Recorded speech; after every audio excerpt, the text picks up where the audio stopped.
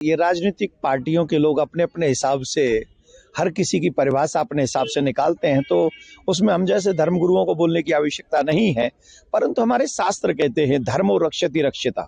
आप अपने धर्म की रक्षा करिए। सनातन धर्म क्या है, हिंदुत्व कहते किसको है, हिंदू धर्म क्या है, इस बात को जाने बगैर हम लोग कोई भी टिप्पणी करें तो मुझे लगता है कि जैसे अगर मुझसे कोई कहे कि राजनीति के विषय में कुछ कहो जिसके विषय में जानता ही नहीं, उसके विषय में मुझे बोलने के लिए कहा जाएगा तो मैं कुछ गलत ही बोलूंगा।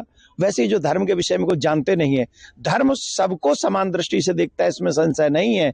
लेकिन उसी धर्म को मानने वाले रावण, हिरण्यकश्यपु, हिरण्याक्ष, कंस इत्यादि जो लोग थे, उनका भी वध तो सनातन धर्म में जिसको ईश्वर माना जाता है उन्होंने किया है। उसके पीछे रीजन क्या था? उसके पीछे रीजन था कि माँ नहीं माता पिता नहीं देवा साधु अनुसर करवा वही सेवा जिनकी आचरण भवानी ते निश्चर सब जानो प्राणी। जो धर्म के विरुद्ध आचरण करे, किसी बहन बेटी की इज्जत से खिलवाड़ करे, जो अपने धर्म को न मानने का उपदेश दे, जो माँ बाप की इंसल्ट करे, जो माँ बाप को सरेआम मरने के लिए छोड़ के चला जाए, जो इस देश से प्रेम न करे, जो अपने संस्कारों से प्रेम न करे, वो है तो वो भी हिंदू, लेकिन जब वो धर्म की रक्षा नहीं करेगा तो उसे क्या कहा जाएगा?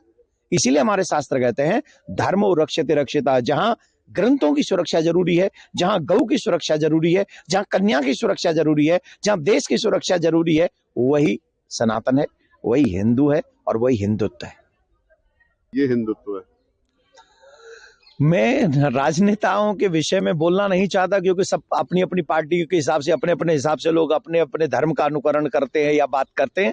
लेकिन मैं यह कहूंगा कि हिंदू किसी से डरता नहीं है।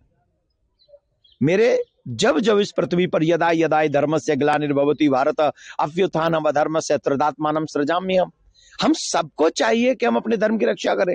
और रही बात, आप जिस जगह पे हो उस जगह पे रह के इस देश और धर्म, आप लोगों को ये चाहिए सबसे पहले ये फील कराएं, सभी पार्टियां ये फील कराएं कि इस देश में हिंदू सुरक्षित है, हिंदू की बहन बेटी सुरक्षित है, हिंदू की जिसे हिंदू गौ माता कहते हैं वो सुरक्षित है, हिंदू की परंपरा सुरक्षित है। ये सभी पार्टियों के लोगों को जो हम लोगों पे शासन तो करना चाहते हैं लेकिन हमें सुरक्षित नहीं करना चाहते, कैसे काम चलेगा? आप हमें सुरक्षा की फीलिंग दीजिए। बांग्लादेश में, पाकिस्तान में, अफगानिस्तान में, कश्मीर में हम असुरक्षित थे, वहां हम लोग मिटाए गए, जिसके कारण यह सुरक्षा की फीलिंग हम सब में आई। और आज हिंदू जाग रहा है क्योंकि वो चाहता है कि इसके आगे हमें कोई मिटाने का काम न करे।